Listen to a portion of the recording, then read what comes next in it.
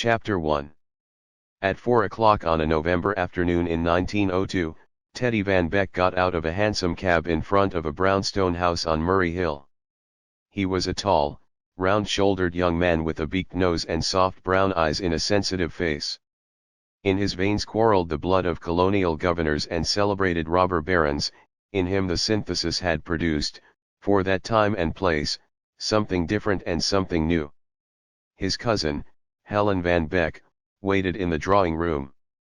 Her eyes were red from weeping, but she was young enough for it not to detract from her glossy beauty, a beauty that had reached the point where it seemed to contain in itself the secret of its own growth, as if it would go on increasing forever. She was 19 and, contrary to the evidence, she was extremely happy. Teddy put his arm around her and kissed her cheek, and found it changing into her ear as she turned her face away.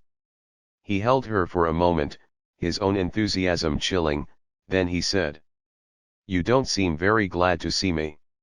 Helen had a premonition that this was going to be one of the memorable scenes of her life, and with unconscious cruelty she set about extracting from it its full dramatic value.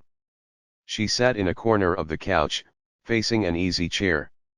"Sit there," she commanded, in what was then admired as a regal manner, and then, as Teddy straddled the piano stool, "No, don't sit there. I can't talk to you if you're going to revolve around." "Sit on my lap," he suggested. "No." Playing a one-handed flourish on the piano, he said, "I can listen better here." Helen gave up hopes of beginning on the sad and quiet note. "This is a serious matter, Teddy. Don't think I've decided it without a lot of consideration. I've got to ask you to release me from our understanding." "What?" Teddy's face paled with shock and dismay. "I'll have to tell you from the beginning. I've realized for a long time that we have nothing in common. You're interested in your music, and I can't even play chopsticks." Her voice was weary as if with suffering, her small teeth tugged at her lower lip. "What of it?" he demanded, relieved. "I'm musician enough for both. You wouldn't have to understand banking to marry a banker, would you?" "This is different," Helen answered. "What would we do together? One important thing is that you don't like riding. You told me you were afraid of horses." "Of course I'm afraid of horses," he said, and added reminiscently, "They try to bite me. It makes it so. I've never met a horse socially, that is who didn't try to bite me. They used to do it when I put the bridle on, then, when I gave up putting the bridle on, they began reaching their heads around trying to get at my calves." The eyes of her father, who had given her a Shetland at 3, glistened, cold and hard, from her own. "You don't even like the people I like, let alone the horses," she said. "I can stand them. I've stood them all my life." "Well, it would be a silly way to start a marriage. I don't see any grounds for mutual. Riding? Oh, not that." Helen hesitated, and then said in an unconvinced tone, "Probably I'm not clever enough for you." "Don't talk such stuff." He demanded some truth. "Who's the man?" It took her a moment to collect herself. She had always resented Teddy's tendency to treat women with less ceremony than was the custom of the day. Often he was an unfamiliar, almost frightening young man. "There is someone," she admitted. "It's someone I've always known slightly, but about a month ago, when I went to Southampton, I was thrown with him." "Thrown from a horse?" "Please, Teddy," she protested gravely. "I'd been getting more unhappy about you and me, and whenever I was with him everything seemed all right." A note of exaltation that she would not conceal came into Helen's voice. She rose and crossed the room, her straight, slim legs outlined by the shadows of her dress. "We rode and swam and played tennis together, did the things we both liked to do." He stared into the vacant space she had created for him. "Is that all that drew you to this fellow?" "No, it was more than that. He was thrilling to me like nobody ever has been." She laughed. "I think what really started me thinking about it was one day we came in from riding and everybody said aloud what a nice pair we made. Did you kiss him? She hesitated. Yes, once. He got up from the piano stool. I feel as if I had a cannonball in my stomach, he exclaimed. The butler announced Mr. Stuart Oldhorn. Is he the man? Teddy demanded tensely. She was suddenly upset and confused. He should have come later. Would you rather go without meeting him? But Stuart Oldhorn, made confident by his new sense of proprietorship, had followed the butler. The two men regarded each other with a curious impotence of expression.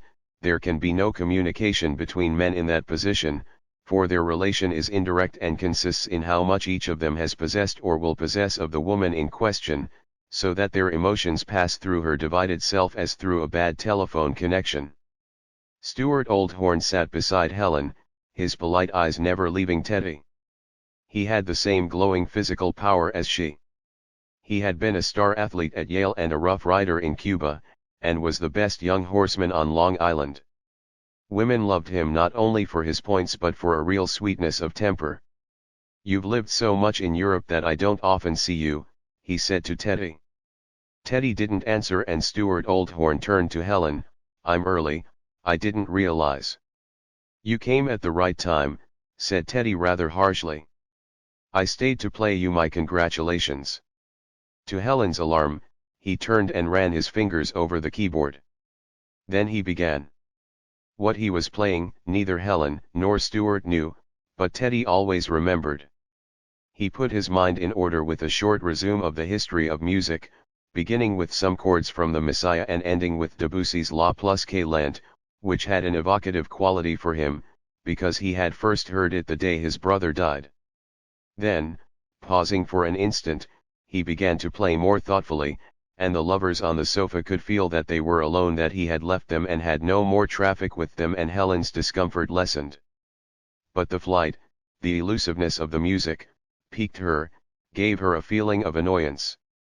If Teddy had played the current sentimental song from Ermini, and had played it with feeling, she would have understood and been moved, but he was plunging her suddenly into a world of mature emotions, whither her nature neither could nor wished to follow. She shook herself slightly and said to Stuart, Did you buy the horse? Yes, and at a bargain. Do you know I love you? I'm glad, she whispered. The piano stopped suddenly. Teddy closed it and swung slowly around. Did you like my congratulations? Very much, they said together. It was pretty good, he admitted. That last was only based on a little counterpoint. You see, the idea of it was that you make such a handsome pair. He laughed unnaturally. Helen followed him out into the hall. Goodbye, Teddy, she said. We're going to be good friends, aren't we? Aren't we? He repeated. He winked without smiling, and with a clicking, despairing sound of his mouth, went out quickly. For a moment Helen tried vainly to apply a measure to the situation, wondering how she had come off with him, realizing reluctantly that she had never for an instant held the situation in her hands. She had a dim realization that Teddy was larger in scale, then the very largeness frightened her and, with relief and a warm tide of emotion, she hurried into the drawing room and the shelter of her lover's arms. Their engagement ran through a halcyon summer. Stuart visited Helen's family at Tuxedo, and Helen visited his family in Wheatley Hills. Before breakfast, their horses' hoofs sedately scattered the dew in sentimental glades, or curtained them with dust as they raced on dirt roads. They bought a tandem bicycle and pedaled all over Long Island, which Mrs. Cassius Ruthven, a contemporary Cato, considered rather fast for a couple not yet married. They were seldom at rest, but when they were, they reminded people of his move on a Gibson pillow. Helen's taste for sport was advanced for her generation. She rode nearly as well as Stuart and gave him a decent game in tennis. He taught her some polo, and they were golf crazy when it was still considered a comic game. They liked to feel fit and cool together. They thought of themselves as a team, and it was often remarked how well mated they were. A chorus of pleasant envy followed in the wake of their effortless glamour. They talked. It seems a pity you've got to go to the office, she would say. I wish you did something we could do together, like taming lions. I've always thought that in a pinch I could make a living breeding and racing horses, said Stuart. I know you could, you darling. In August he brought a Thomas automobile and toured all the way to Chicago with 3 other men. It was an event of national interest and their pictures were in all the papers. Helen wanted to go, but it wouldn't have been proper, so they compromised by driving down Fifth Avenue on a sunny September morning, one with the fine day and the fashionable crowd, but distinguished by their unity, which made them each as strong as two. What do you suppose? Helen demanded. Teddy sent me the oddest present, a cup rack. Stuart laughed. Obviously, he means that all we'll ever do is win cups. I thought it was rather a slam, Helen ruminated. I saw that he was invited to everything, but he didn't answer a single invitation. Would you mind very much stopping by his apartment now? I haven't seen him for months and I don't like to leave anything unpleasant in the past. He wouldn't go in with her. I'll sit and answer questions about the auto from passers-by. The door was opened by a woman in a cleaning cap, and Helen heard the sound of Teddy's piano from the room beyond. The woman seemed reluctant to admit her. He said, "Don't interrupt him, but I suppose if you're his cousin." Teddy welcomed her, obviously startled and somewhat upset, but in a minute he was himself again. "I won't marry you," he assured her. "You've had your chance." "All right," she laughed. "How are you?" He threw a pillow at her. "You're beautiful. Are you happy with the centaur? Does he beat you with his riding crop?" He peered at her closely. "You look a little duller than when I knew you. I used to whip you up to a nervous excitement that bore a resemblance to intelligence." "I'm happy, Teddy." "I hope you are." "Sure, I'm happy, I'm working. I've got McDowell on the run and I'm going to have a shebang at Carnegie Hall next September." His eyes became malicious. "What did you think of my girl?" "Your girl?" "The girl who opened the door for you." "Oh, I thought it was a maid." She flushed and was silent. He laughed. "Hey, Betty," he called. "You were mistaken for the maid." "And that's the fault of my cleaning on Sunday," answered a voice from the next room. Teddy lowered his voice. "Do you like her?" he demanded. "Teddy." She teetered on the arm of the sofa, wondering whether she should leave at once. "What would you think if I married her?" he asked confidentially. "Teddy." She was outraged, it had needed but a glance to place the woman as common. "You're joking. She's older than you. You wouldn't be such a fool as to throw away your future that way." He didn't answer. "Is she musical?" Helen demanded. "Does she help you with your work?" "She doesn't know a note." "Neither did you, but I've got enough music in me for 20 wives." Visualizing herself as one of them, Helen rose stiffly. "All I can ask you is to think how your mother would have felt and those who care for you. Goodbye, Teddy." He walked out the door with her and down the stairs.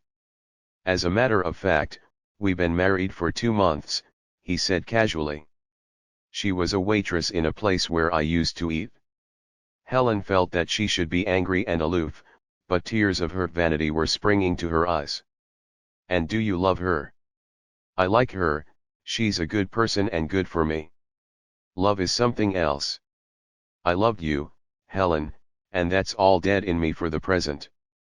Maybe it's coming out in my music. Someday I'll probably love other women, or maybe there'll never be anything but you. Goodbye, Helen."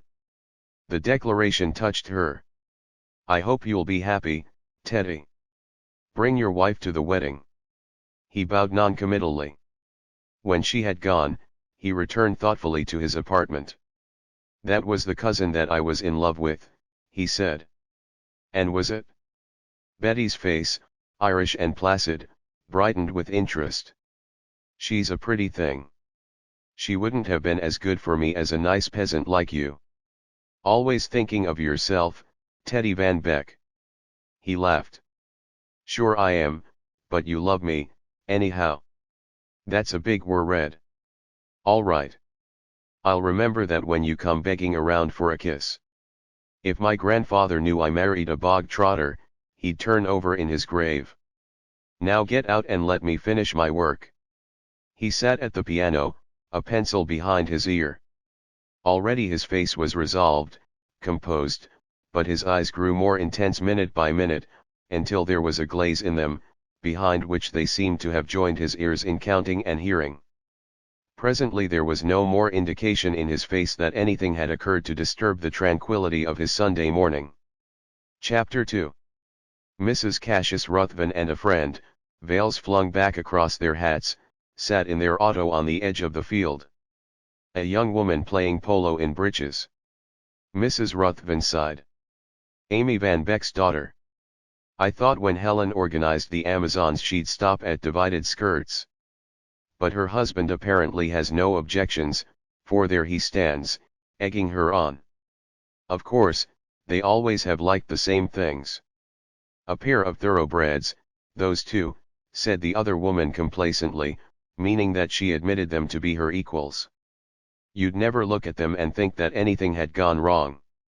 She was referring to Stuart's mistake in the panic of 1907. His father had bequeathed him a precarious situation and Stuart had made an error of judgment. His honor was not questioned and his crowd stood by him loyally, but his usefulness in Wall Street was over and his small fortune was gone. He stood in a group of men with whom he would presently play, noting things to tell Helen after the game. She wasn't turning with the play soon enough and several times she was unnecessarily written off at important moments.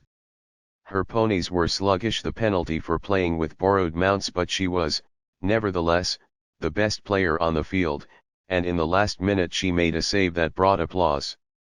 Good girl. Good girl. Stuart had been delegated with the unpleasant duty of chasing the women from the field. They had started an hour late and now a team from New Jersey was waiting to play. He sensed trouble as he cut across to join Helen and walked beside her toward the stables. She was splendid, with her flushed cheeks, her shining, triumphant eyes, her short, excited breath. He temporized for a minute. That was good, that last, he said. Thanks. It almost broke my arm. Wasn't I pretty good all through? You were the best out there. I know it. He waited while she dismounted and handed the pony to a groom. Helen, I believe I've got a job. What is it? Don't jump on the idea till you think it over. Gus Myers wants me to manage his racing stables. $8,000 a year. Helen considered. It's a nice salary, and I bet you could make yourself up a nice string from his ponies. The principal thing is that I need the money. I'd have as much as you and things would be easier. You'd have as much as me, Helen repeated. She almost regretted that he would need no more help from her. But with Gus Myers, isn't there a string attached? Wouldn't he expect a boost up? He probably would, answered Stuart bluntly, and if I can help him socially, I will. As a matter of fact, he wants me at a stag dinner tonight. All right, then, Helen said absently. Still hesitating to tell her her game was over, Stuart followed her glance toward the field, where a runabout had driven up and parked by the ropes. There's your old friend, Teddy, he remarked dryly, or rather, your new friend, Teddy. He's taking a sudden interest in polo. Perhaps he thinks the horses aren't biting this summer. You're not in a very good humor, protested Helen. You know, if you say the word, I'll never see him again.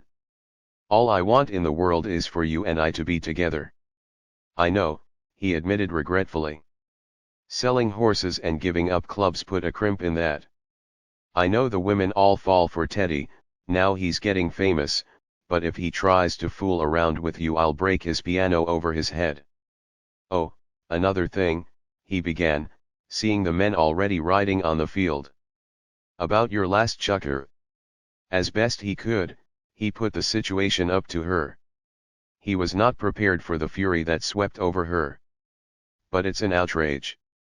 I got up the game and it's been posted on the bulletin board for 3 days. You started an hour late. And do you know why? She demanded. Because your friend Joe Morgan insisted that Celie ride side saddle. He tore her habit off her 3 times, and she only got here by climbing out the kitchen window. I can't do anything about it. Why can't you? Weren't you once a governor of this club? How can women ever expect to be any good if they have to quit every time the men want the field? All the men want is for the women to come up to them in the evening and tell them what a beautiful game they played. Still raging and blaming Stuart, she crossed the field to Teddy's car. He got out and greeted her with concentrated intensity. I've reached the point where I can neither sleep nor eat from thinking of you. What point is that? There was something thrilling about him that she had never been conscious of in the old days, perhaps the stories of his philanderings had made him more romantic to her. Well, don't think of me as I am now, she said. My face is getting rougher every day and my muscles lean out of an evening dress like a female impersonator. People are beginning to refer to me as handsome instead of pretty. Besides, I'm in a vile humor. It seems to me women are always just edged out of everything. Stuart's game was brutal that afternoon.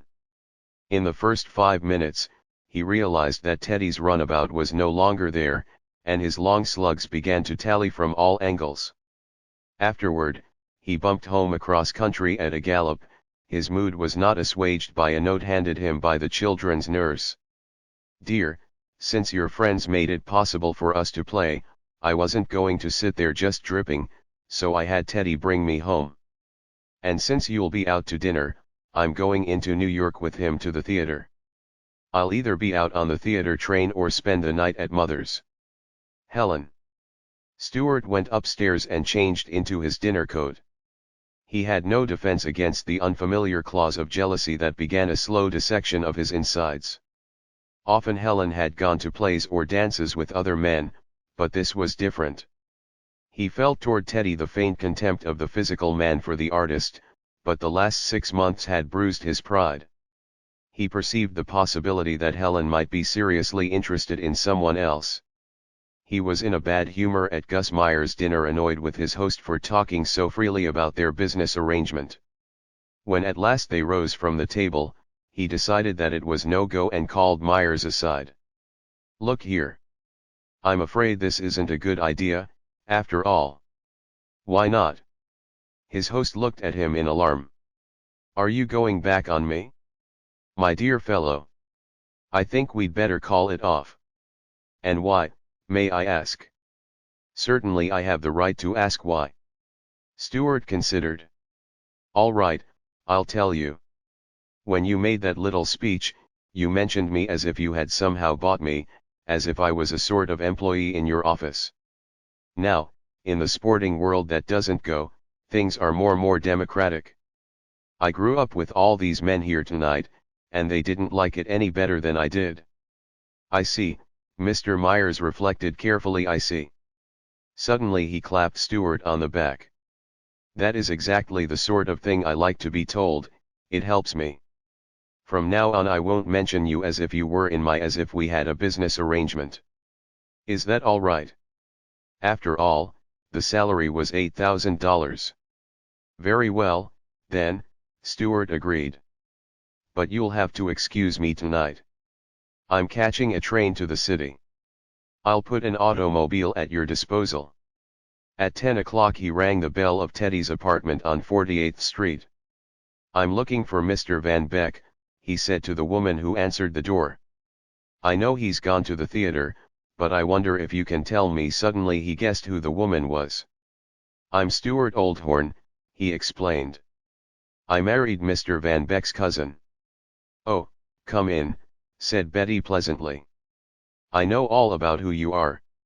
She was just this side of 40, stoutish and plain of face, but full of a keen, brisk vitality. In the living room they sat down. You want to see Teddy? He's with my wife and I want to join them after the theater. I wonder if you know where they went. Oh, so Teddy's with your wife. There was a faint, pleasant brogue in her voice. Well, Now, he didn't say exactly where he'd be tonight. Then you don't know? I don't, not for the life of me, she admitted cheerfully. I'm sorry. He stood up, and Betty saw the thinly hidden anguish in his face. Suddenly she was really sorry. I did hear him say something about the theater, she said ruminatively. Now sit down and let me think what it was. He goes out so much and a play once a week is enough for me, so that one night mixes up with the others in my head. Didn't your wife say where to meet them? No, I only decided to come in after they'd started. She said she'd catch the theater train back to Long Island or go to her mother's. That's it, Betty said triumphantly, striking her hands together like cymbals. That's what he said when he called up that he was putting a lady on the theater train for Long Island, and would be home himself right afterward. We've had a child sick and it's driven things from my mind. I'm very sorry I bothered you under those conditions. It's no bother. Sit down. It's only just after 10. Feeling easier, Stuart relaxed a little and accepted a cigar. No, if I tried to keep up with Teddy, I'd have white hair by now, Betty said. Of course, I go to his concerts, but often I fall asleep, not that he ever knows it. So long as he doesn't take too much to drink and knows where his home is, I don't bother about where he wanders. As Stuart's face grew serious again, she changed her tone. All in all, he's a good husband to me and we have a happy life together, without interfering with each other. How would he do working next to the nursery and groaning at every sound? And how would I do going to Mrs. Ruthven's with him, and all of them talking about high society and high art? A phrase of Helen's came back to Stuart, always together. I like for us to do everything together. You have children, haven't you, Mr. Oldhorn? Yes. My boy's almost big enough to sit a horse. Ah, yes, you're both great for horses. My wife says that as soon as their legs are long enough to reach stirrups, she'll be interested in them again. This didn't sound right to Stuart and he modified it. I mean, she always has been interested in them, but she never let them monopolize her or come between us. We've always believed that marriage ought to be founded on companionship, on having the same interests. I mean, you're musical and you help your husband. Betty laughed. I wish Teddy could hear that. I can't read a note or carry a tune. No. He was confused. I'd somehow got the impression that you were musical. You can't see why else he'd have married me. Not at all.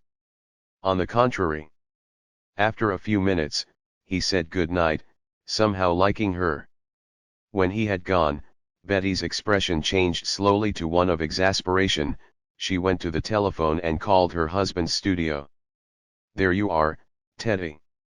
Now listen to me carefully. I know your cousin is with you and I want to talk with her. Now, don't lie. You put her on the phone.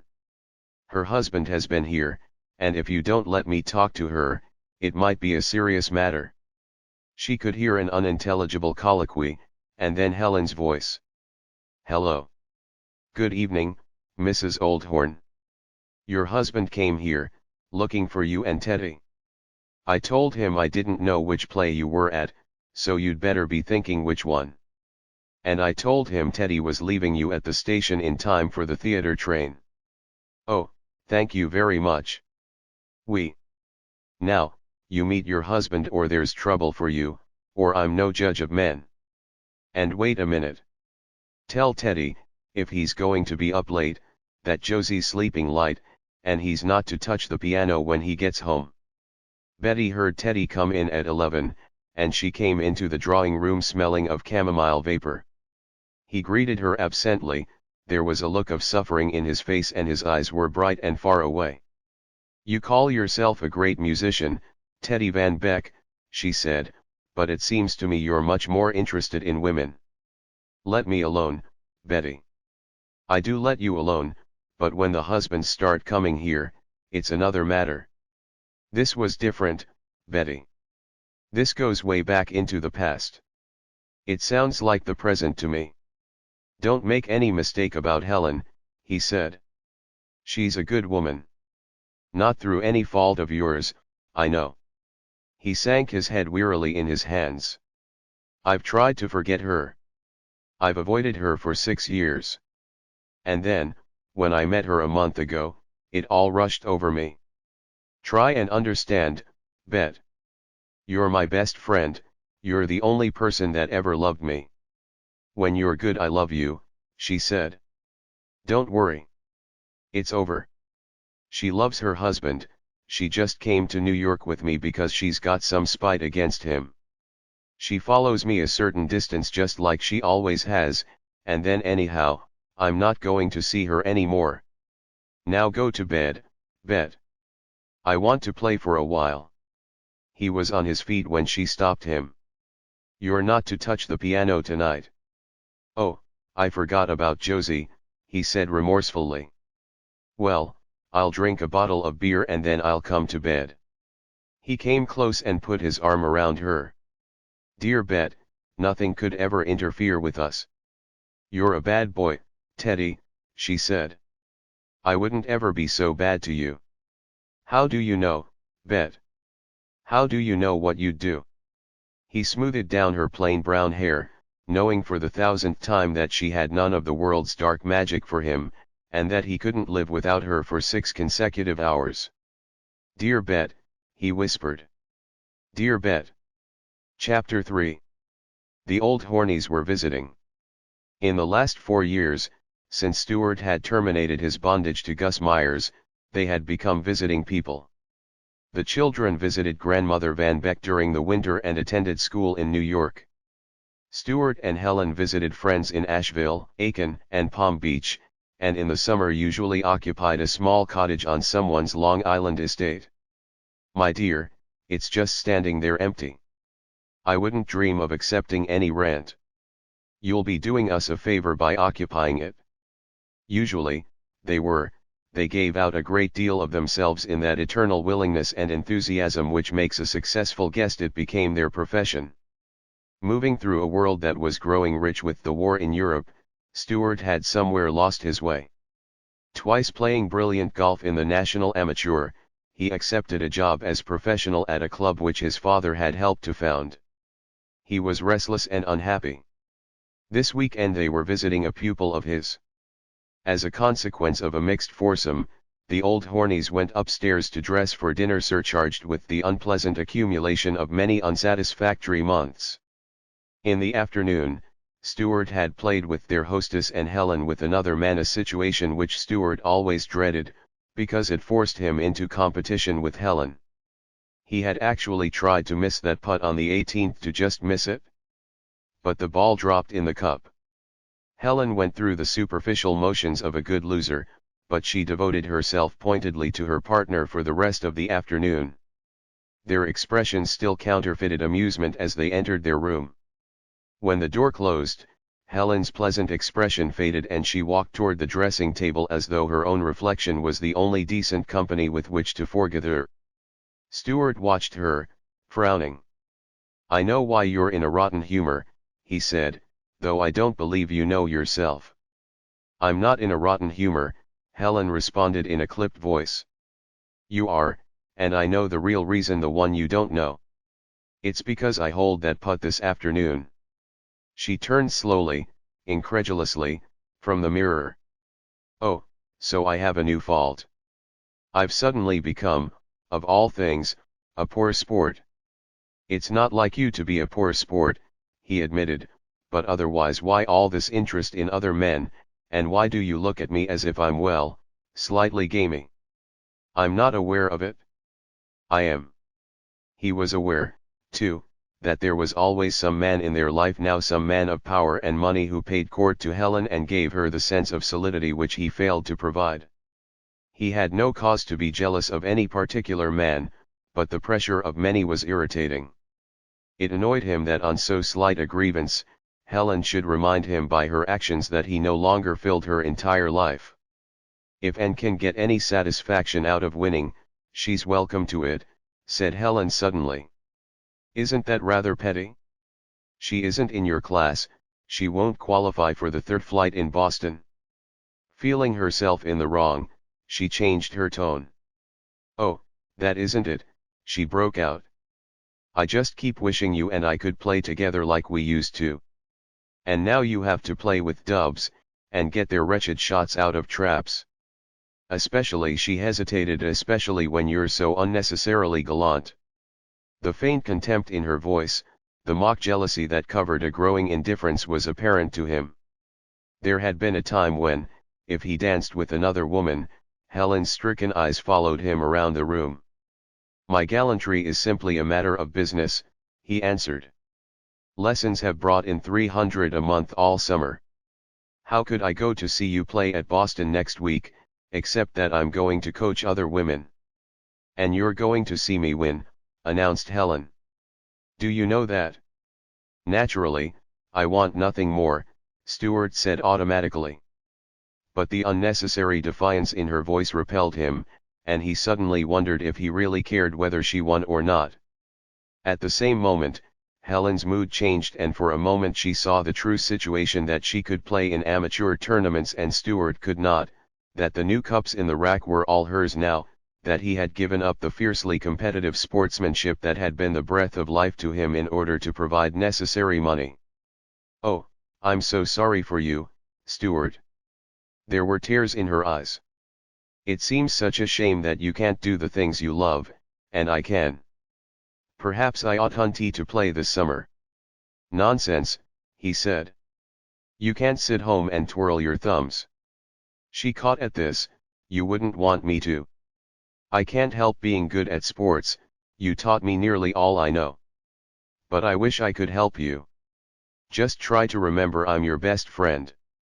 Sometimes you act as if we were rivals." She hesitated, annoyed by the truth of his words and unwilling to concede an inch, but a wave of memories rushed over her, and she thought how brave he was in his eked-out, pieced-together life. She came and threw her arms around him. "Darling, darling, things are going to be better. You'll see." Helen won the finals in the tournament at Boston the following week. Following around with the crowd, Stuart was very proud of her. He hoped that instead of feeding her egotism, the actual achievement would make things easier between them.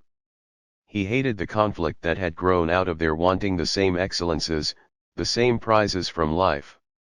Afterward he pursued her progress toward the clubhouse, amused and a little jealous of the pack that fawned around her. He reached the club among the last, and a steward accosted him. "Professionals are served in the lower grill, please," the man said. "That's all right. My name's Oldhorn."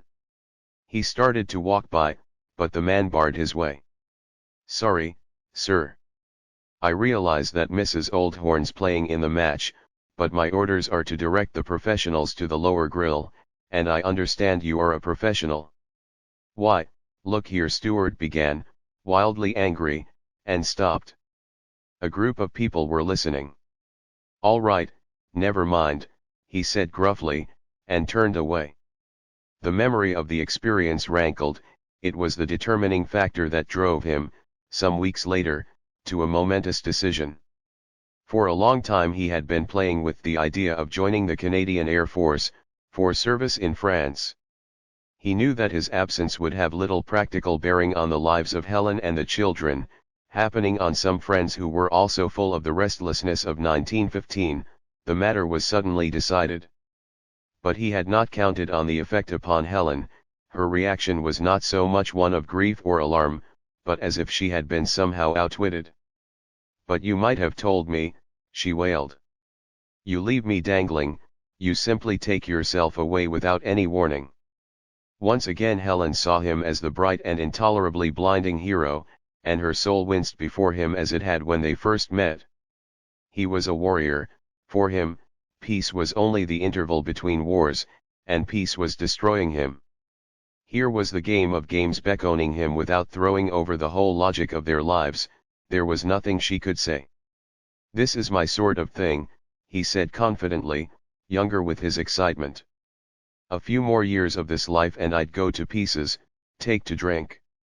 I've somehow lost your respect, and I've got to have that, even if I'm far away."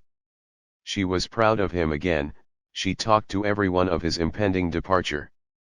Then, one September afternoon, she came home from the city, full of the old feeling of comradeship and bursting with news, to find him buried in an utter depression. "Stuart," she cried, "I've got the..." She broke off. "What's the matter, darling? Is something the matter?" He looked at her dully. "They turned me down," he said. "What?" "My left eye." He laughed bitterly. "Where that dub cracked me with the brassy. I'm nearly blind in it. Isn't there anything you can do?" "Nothing." "Stuart." She stared at him aghast.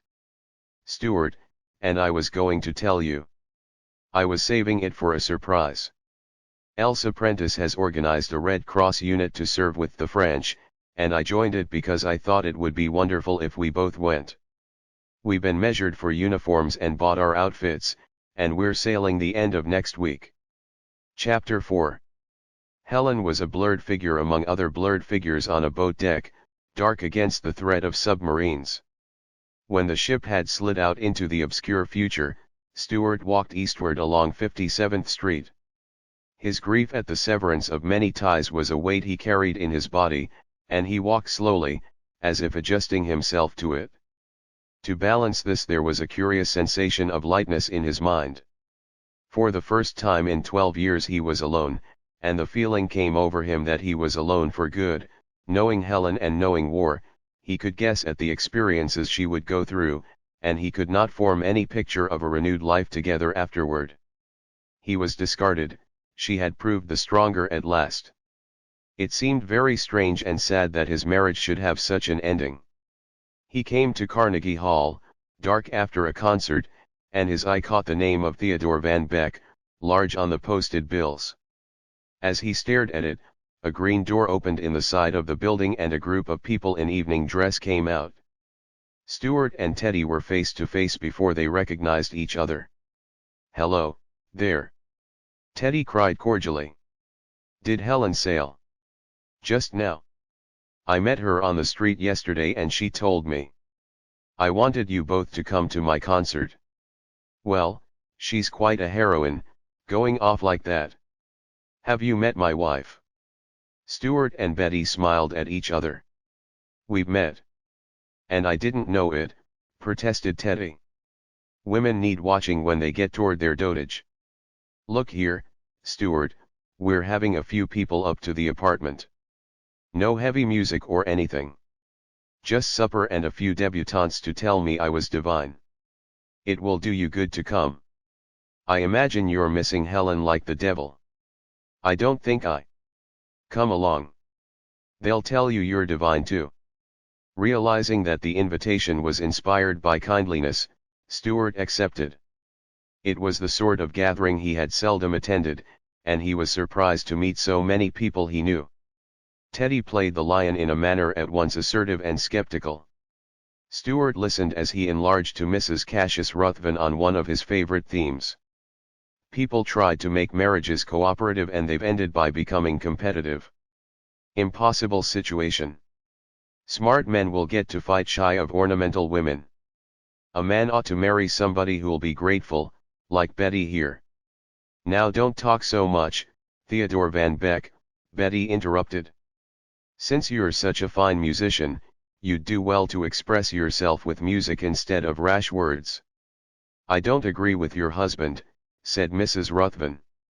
"English girls hunt with their men and play politics with them on absolutely equal terms, and it tends to draw them together."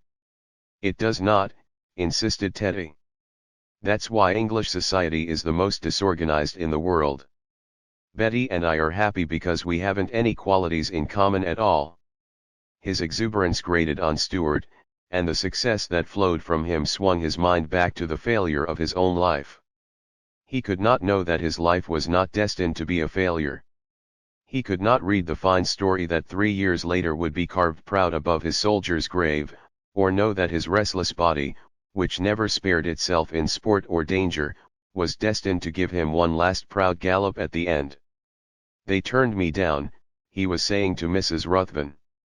"I'll have to stick to Squadron A, unless we get drawn in." So Helen's gone. Mrs. Ruthven looked at him, reminiscing. I'll never forget your wedding. You were both so handsome, so ideally suited to each other. Everybody spoke of it. Stuart remembered, for the moment it seemed that he had little else that it was fun to remember. Yes, he agreed, nodding his head thoughtfully, I suppose we were a handsome pair.